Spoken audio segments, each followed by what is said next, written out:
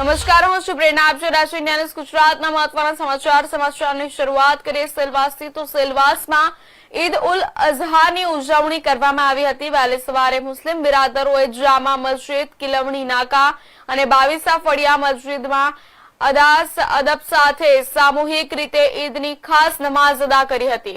નમાઝ બાદ મુસ્લિમ બિરાદરોએ એકબીજાને ગળે લગાવી અને દિલથી ઈદની મુબારકબાદીની આપ-લે કરી હતી. કોમી એકતા, ભાઈચારા અને એકલહાસ સાથે હિન્દુ બિરાદરોએ પણ મુસ્લિમ સમાજને ઈદની મુબારકબાદી પાઠવી હતી. મરહુમની કબર ઉપર ફૂલ ફાતિહા કરવામાં આવ્યા હતા અને ઈદ કુરબા એટલે કે કુરબાનીની ઈદને અલ્લાહના ખલીલ હઝરત ઇબ્રાહિમ અલેહી રસલામ અને આપના પ્યારા પુત્ર હઝરત ઇસ્માઇલ અલેહી રસલામની મહાન અને પવિત્ર જાત સાથે ગાઢ સંબંધ રહેલો છે. તેમની યાદમાં આ ઈદ ઉજવવામાં આવે છે.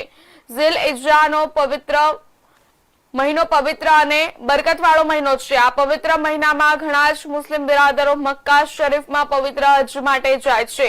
હજ શરીફની તમામ રસ્મ અદા થઈ જવાના બીજા દિવસે એટલે કે 10મી ઝિલ હજના આવી ખુશાલીમાં ઉત્સવ તહેવાર ઉજવવામાં આવે છે. આ દિવસને ઈદ ઉલ અઝહા કહેવામાં આવે છે.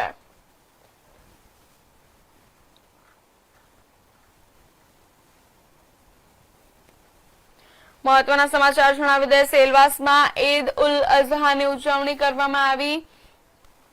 મુસ્લિમ બિરાદરોએ અદા કરી ખાસ નમાઝ. જામા મસ્જિદ સહિત વિવિધ મસ્જિદોમાં નમાઝ અદા કરવામાં આવી અને ભાઈચારાનો સંદેશ પાઠવ્યો. ત્યારે જણાવી દઈએ,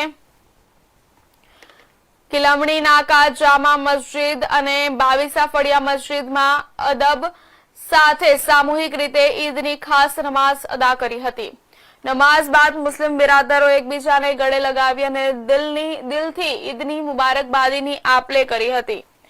ત્યારે કોમી એકતા, ભાઈચારા અને એકલાસ સાથે હિન્દુ બિરાદરોએ પણ મુસ્લિમ સમાજને ઈદની મુબારકબાદી પાઠવી હતી.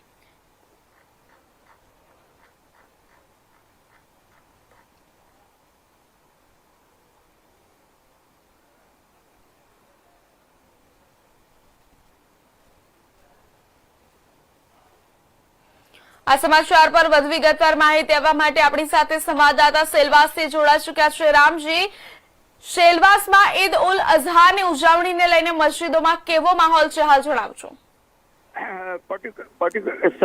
સેલવાસની વાતો કરીએ તો સેલવાસ ખાતેની જે મુખ્ય મસ્જિદ જામા મસ્જિદ છે તે કિલવણી નાકા પરની મસ્જિદ છે અને 22 એપ્રિલ મસ્જિદની અંદર ખૂબ જ સૌહાર્દપૂર્ણ દ્રશ્યો પણ જોવા મળે છે. મુસ્લિમ બિરાદરો મોટી સંખ્યાની અંદર બંને સમયની નમાઝો અહીં પડી છે અને એમને નમાઝ પછી એવો એકબીજાને શુભેચ્છા આપી છે અને જે બિન મુસ્લિમ છે અને હિન્દુ ભાઈઓએ પણ એમને મુબારકબાદ આપી છે. આપણે જણાવી દઈએ કે સેલવાસા એક એવો પ્રદેશ છે કે જેની અંદર કોમી એકતાનું એક પૂર્ય મિસાલ છે અને અહીં કોઈ પણ પ્રકારનું આની અંદરમાં કોઈ વિસંગતતા દેખાતી નથી અને ખૂબ સૌહાર્દપૂર્ણ વાતાવરણની અંદર અત્યારે ઈદના ઉજવણીનો માહોલ અમે જોઈ રહ્યા છીએ.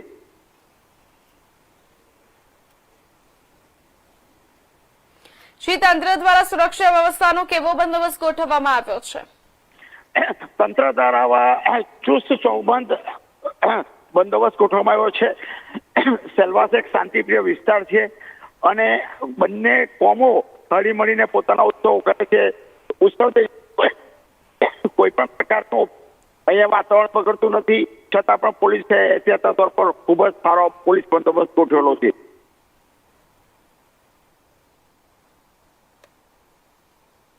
જી, ધન્યવાદ માહિતી બદલ. સમાચારમાં આગળ